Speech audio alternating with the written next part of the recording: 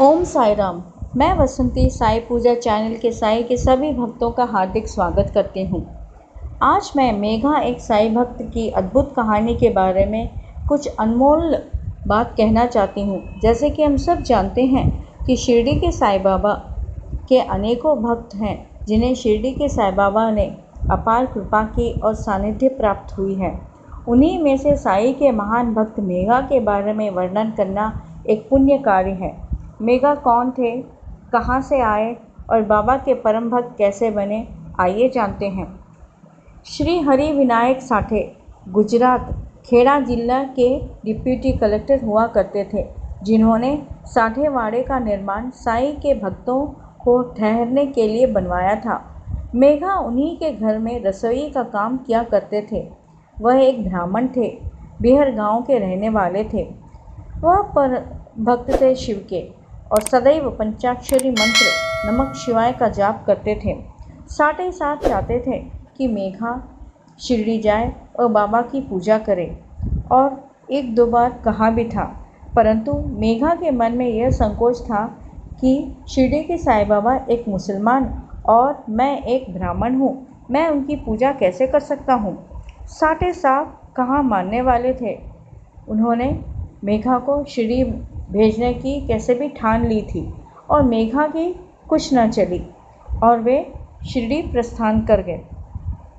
शिरडी पहुंचकर मेघा सबसे पहले द्वारका माई गए। जैसे ही शिरडी के साई बाबा ने मेघा को देखा, वे क्रोधित हुए और कहा, इसे बाहर निकाल दो। कहा, तुम तो उच्च कुलीन के ब्राह्मण हो और मैं निम्न जाति का यवन, तुम्हारी जाति भ्रष्ट हो जाएगी। मेघा को आश्चर्य हुआ कि जो उनके मन में विचार हो रहा था तो बाबा को कैसे पता चला, और वे कांप उठा और बैठ गया। जैसे ही बाबा का क्रोध शांत हुआ, उसके पश्चात मेघा बाबा के समक्ष में बैठ गया और थोड़े दिन शिरडी में रहकर बाबा की सेवा की और घर लौट आया। पर शिरडी साहिबा के प्रति इतनी श्रद्धा जड़ी कि वह अपने घर रह नहीं पाया और वह शिरडी लौट आके बाबा की सेवा अंतिम सांस तक की। मेघा शिरडी के साई बाबा में अपने आराध्य देव शिवजी को ही देखते थे। प्रतिदिन नित्य बाबा को बिल्व पत्र से पूजा करते थे। उसे खोजने के लिए वे कोसों दूर चले जाते थे। बाबा मेघा की सच्ची भक्ति और प्रेम से प्रसन्न होकर बाबा ने मेघा को एक सुंदर सा लिंग एक चमत्कारी लीला के रूप में भेंट की। एक बार मकर संक्रांति के अवसर पर मेघा को विचार आया कि वह शिरडी के साई बाबा को चंदन का लेप लगाए और गंगा जल से अभिषेक करें, पर बाबा इसके लिए स्वीकार नहीं की। उन्होंने कहा, मुझे ये जल से क्या प्रयोजन होगा। पर मेघा ने प्रार्थना की और बाबा ने उसे स्वीकृति दे दी।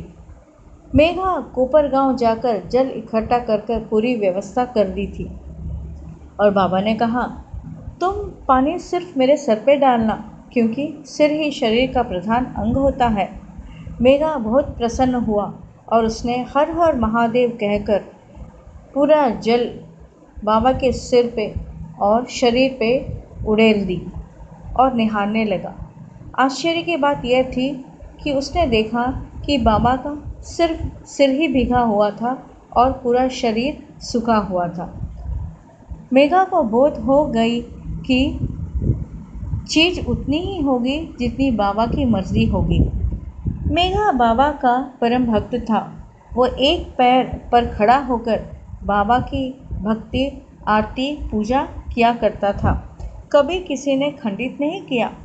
मेघा बाबा के सानिध्य में रहकर सेवा प्राप्त किया और बहुत सौभाग्य प्राप्त किया और कृपा प्राप्त की है। सन 1912 19 जनवरी को मेघा ने अपना देह त्याग दिया।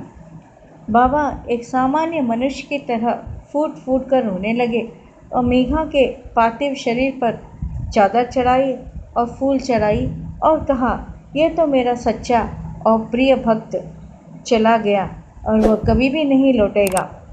मेघा एक महान भक्ति नहीं बल्कि उनकी भक्ति स्फूर्तिदायक है। साईं के सभी भक्तों के लिए। हम सब साईं भक्त मेघा को सत सत नमन करते हैं। ओम साई राम।